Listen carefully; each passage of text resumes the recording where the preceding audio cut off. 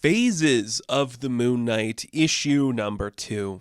That's right, folks, the Moon Knight anthology book, it's back with its second issue. Kind of crazy that we're getting a Moon Knight anthology book. It still blows my mind. Like, how did this character get to this position? It's very interesting. He had a mini-series recently. He has, like, a couple ongoing books. He's relaunching his ongoing book. It's kind of crazy. Just goes to show you, like, the power of a writer changing what a character can be. It's pretty cool. It's pretty cool Moon Knight's this popular. I like that it's staying around. So, like with the previous issue, this is split up into two stories. We have Nighttime in the City, which is from Jed MacKay himself, with art by Jorge Fornes. Ekleipsis from Declan Shalvey, making his return to Moon Knight, this time in a writing credit, and Eder Messias doing the art on that book. So, one that is, strictly Marc Spector, which is kind of like the theme we saw in the previous book. Mark was like kind of a fixture in that. It was more about like the Shroud becoming Moon Knight. And another one set in the future. So we'll start with Nighttime in the City. That's the first one in the book. MacKay and Fornes. This is created and done to be like an homage to like classic Moon Knight, like the original stories from the original ongoing series. It's set in that timeline. Fornes does artwork just like that. Mark and Frenchie are the central figures. It's like an ambiguous time period it takes place in. It could either be, the 80s or just like a couple years ago in Marvel continuity. It doesn't really matter. Moon Knight is wearing his classic design with like the gorgeous looking. I just love the costume. Fornes is really good artist, and like this looks fantastic. The classic costume we all know and love. So this follows Moon Knight chasing down somebody they are calling the Rip and Tuck Slasher. This is a person who has killed plastic surgeons. They've killed 4 of them, and now they think they're after the final victim, which we'll get to in a minute here what that means. Moon Knight is stalking them to like an abandoned mall somewhere, chases them inside, and they are attacked. And we see that this person calls themselves the Night Raven. You're like, Night Raven? There's a classic name. Weren't they like active in the 20s is what Moon Knight remarks. And he's kind of like beating up a couple of like mannequins that are like in place, just like hiding who this person is that's attacking them. The artwork just speaks so classic Moon Knight, like the way the cloak billows over everything, the use of like the eyes just like emoting in these ways. It's brilliant. It's so brilliant. So many just specific images just like invoke that classic feel. I love it so much. It is so gorgeous to look at. So eventually he gets in a fight with this guy who's calling himself the Night Raven. And Night Raven kind of like leaves the story. If you're not familiar with this character, Night Raven is a character from Marvel history.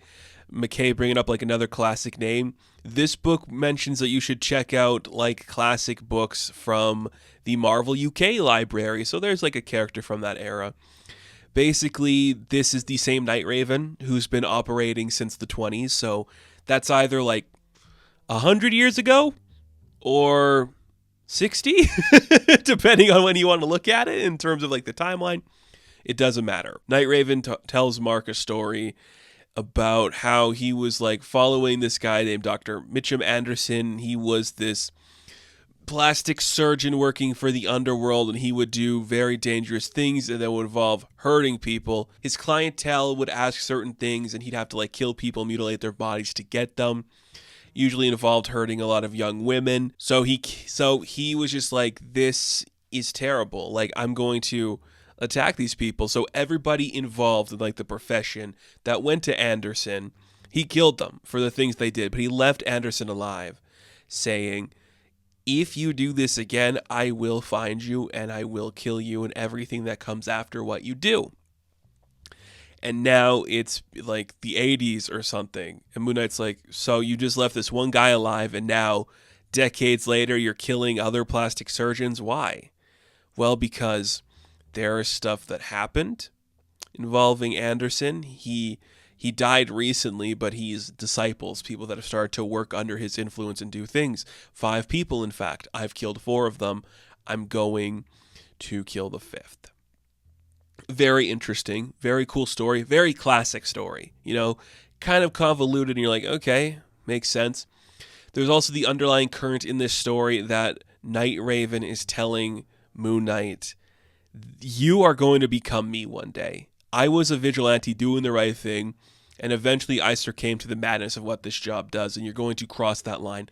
Kind of like telling classic Moon Knight, hey, in a couple years you're going to cut off Bushman's face and have like a complete reinvention of your character that's going to destroy you.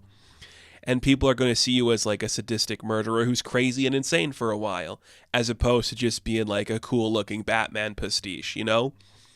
So that's happening. They have a little bit of a fight. It looks really good. Mark kind of gets the upper hand, takes him to the rooftop, and it's like, all right, Moon Knight, this is your last chance. Like, I know what's going to happen to you, and I don't think you're going to like it. So Night Raven removes his mask. And he's like, this is your future, man. Just kind of like, this is what's going to happen to you. You're going to do this so long that something's going to happen to you. And Mark sees the face, and he starts to freak out. And he's like, yeah, take a good look, Moon Knight. Take a good look at what's waiting for you. I am what you'll become. So back down from this, and we're done. He's like, ugh. And so it's just like, back down. If you were me, when you were me, Mark actually says, would you back down? He's like, you're right. I wouldn't. Okay, there's one more doctor, Dr. Richard Cole. I'm washing my hands of him. But it's like, you're just doing it like that. He's like, yep, this is your lesson to learn. This is your hard lesson. He's yours now. Whatever happens because of him, that's on you.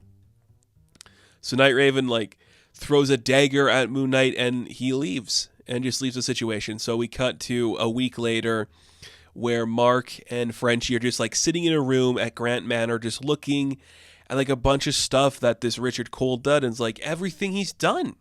The police aren't doing anything about this. Like, no one's going to touch this guy. Like, he's doing all this dangerous stuff. It's not looking good. How are we going to get him? It's hard to say what this is exactly. It's very interesting.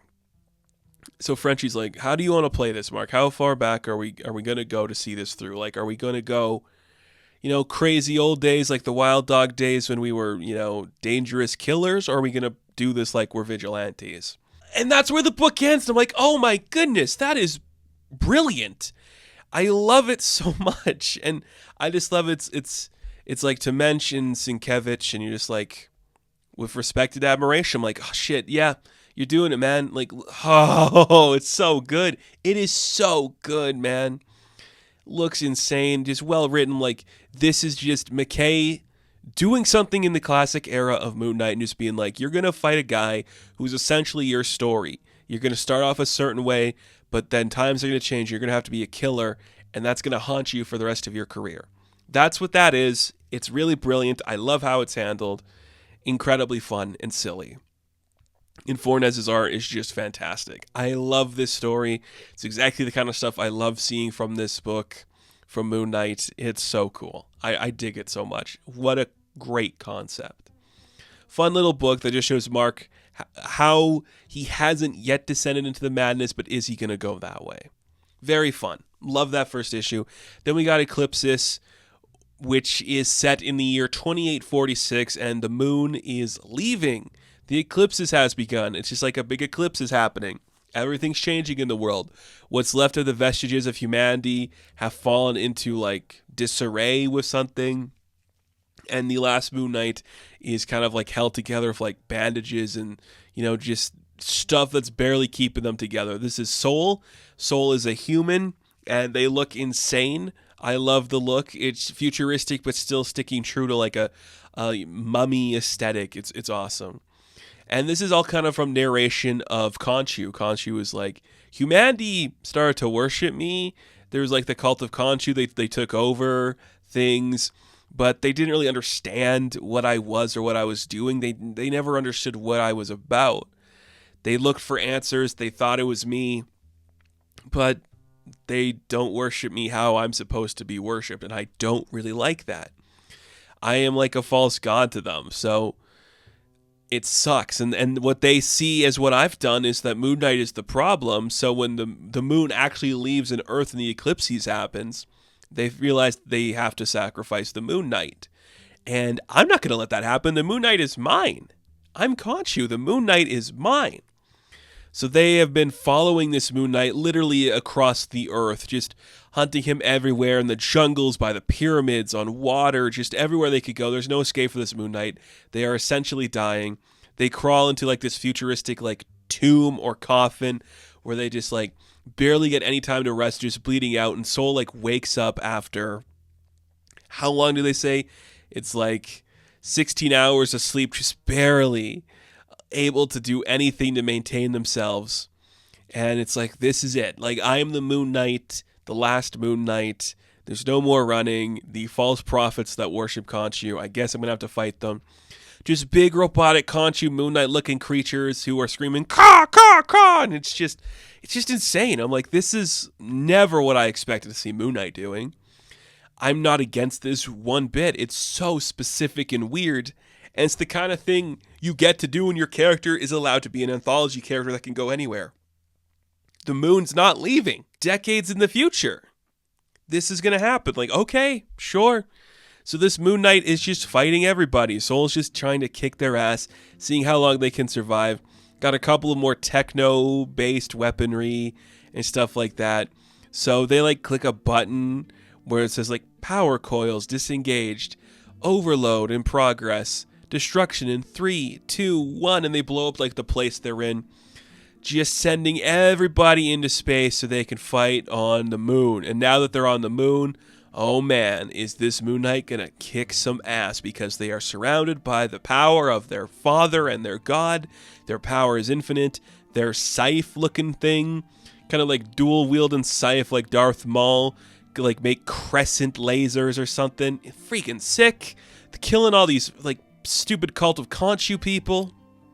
It's amazing. And just when you think Soul's gonna die after like winning the day in this fight, Khonshu shows up like, you're not done yet, buddy. But if you do die here, just know you're gonna be like the ancient deaths of all the other Moon Knights that are in like the afterlife, and I'll carry you there, and you're gonna be with me forever. You'll never leave me. You go join your brothers and sisters in Valhalla, or the equivalent for Moon Knights or whatever. Good job with that. And the future-looking Khonshu is like a disgusting creature of like a... It's like classic Khonshu, but somehow it looks more spindly and yucky.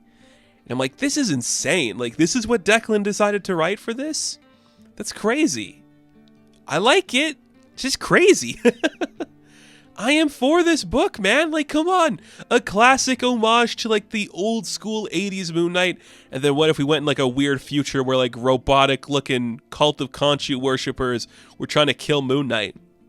That's freaking sick. Those are directions I wasn't expecting Phases of the Moon Knight to go. But there you go. That's what we have. I dig it so much. I love it. This is the stuff, like, I'm just amazed we're doing in a Moon Knight book. Truly, I'm amazed we're doing this in a Moon Knight book. But I dig it a lot. So, Phases of the Moon Knight, issue number 2, I'm going to give a 9 out of 10. Now, thank you all for watching this review. Be sure to like and subscribe to the channel. As always, you can check me out on Instagram, TikTok, and Twitter. And of course, I will catch you in the next one. Have fun, stay safe, good luck.